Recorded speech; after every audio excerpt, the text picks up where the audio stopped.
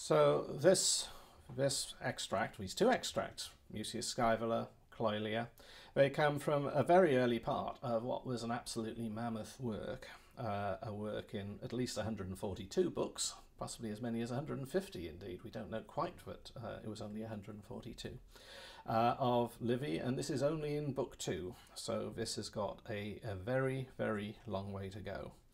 And it's written at a time when Livy was writing, it's already very much ancient history.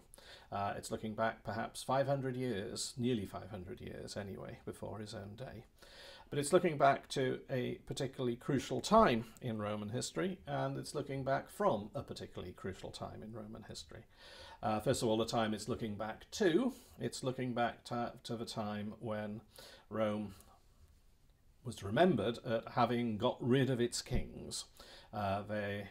The first 250 years of Rome's history, from about 750 to about 500, was remembered as the period of the kings. 7 kings were remembered.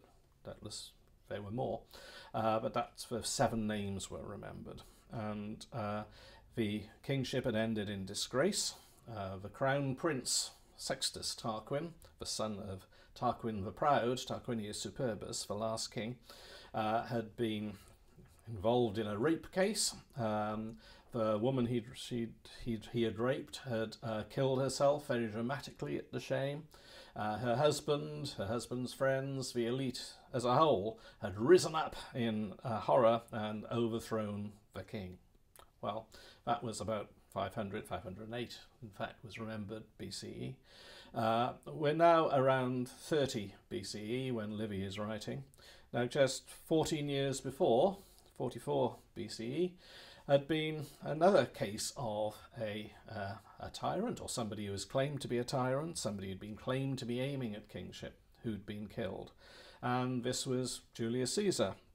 Julius Caesar, fresh from conquering the Gauls, now had been involved in a long civil war, which he had won, was busy establishing himself in power, and in power which the Roman aristocrats didn't like, and he'd been struck down on the Ides of March 44 by Brutus and by Cassius, and that was fighting for liberty, and liberty is very much in the air, the clash of liberty and kingship. There had been a Brutus, an ancestor of the Brutus who was Caesar's assassin, who had been centrally involved in the early legend of the overthrow of the kings. So there was a sense in which history had repeated itself. And this is a time that's being described in Livy's history here, where Rome is just coming to terms with liberty. They're not quite used to it yet, but they're very proud of it. And that's what comes out, particularly when you have a young Mucius Scaevola saying, "I am a Roman citizen, civis Romanus sum."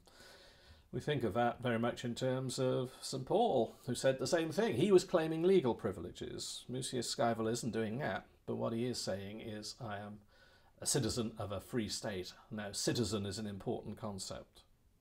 Wasn't important when we were under a monarchy. Now it is.